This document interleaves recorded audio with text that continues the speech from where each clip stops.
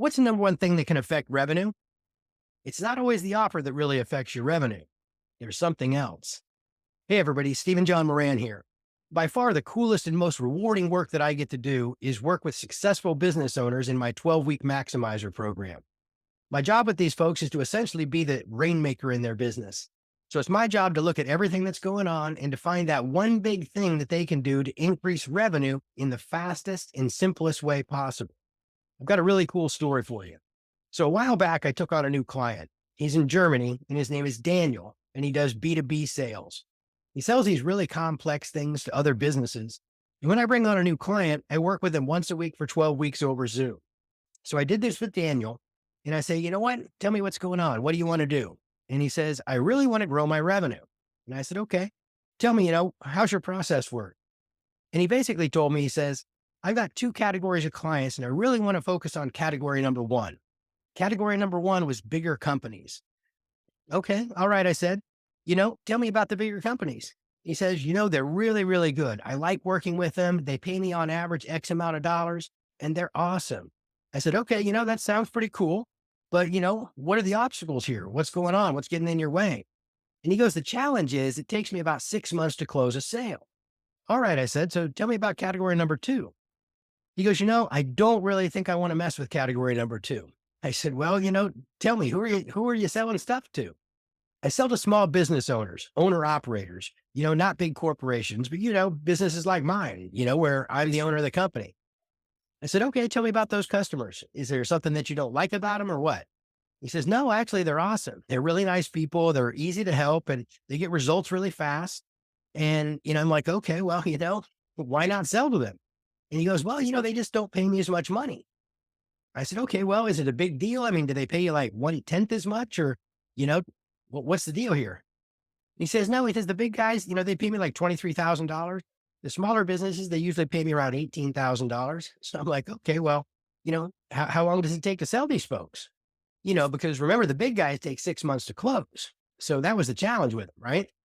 And he goes, well, no, these folks take like a couple of weeks. And I'm like, dude, let's think this thing through. It takes the big customers, like 6 months to sell, and it takes smaller businesses just a couple of weeks.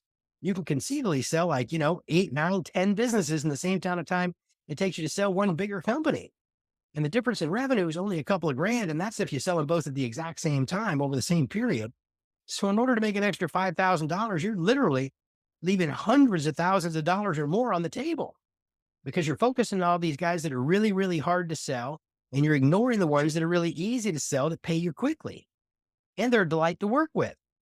Once we honed in on that and really got the prescription dialed in for how to focus on that segment of the market, things really took off for this guy. As a matter of fact, at our meeting, like 3 weeks later, he says, I got to give you a quick update.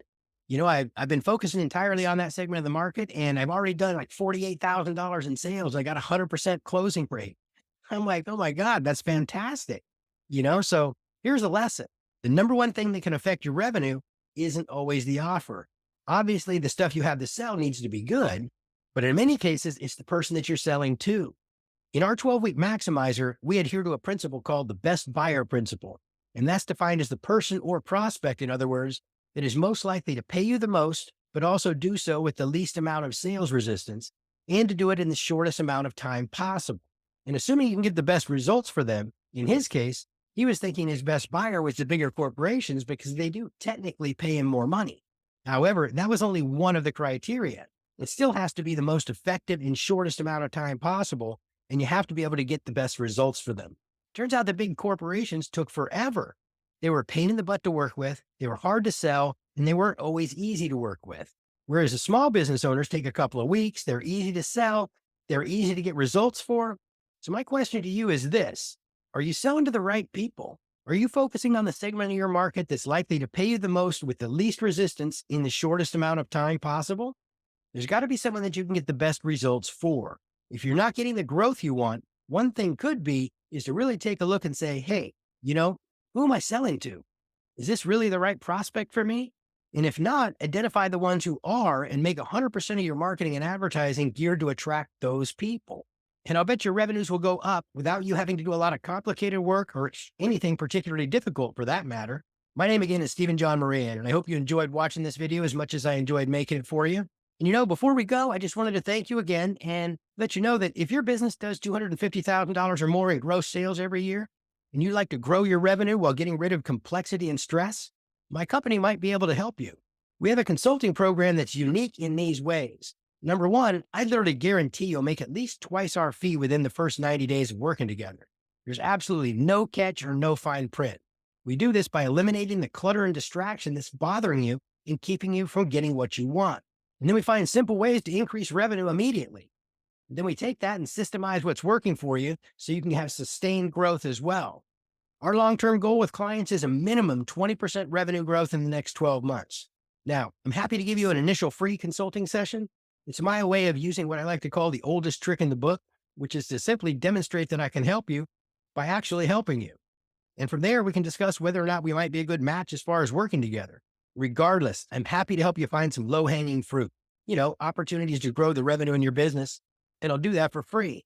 You can schedule a call with my office by going to stephenjohnmoran.com/call. You'll see a couple of multiple choice questions, and then you'll be taken to a calendar where you can schedule a time that works for you. Regardless, I appreciate you taking the time to watch this video. I hope you found it helpful, and I look forward to working together soon.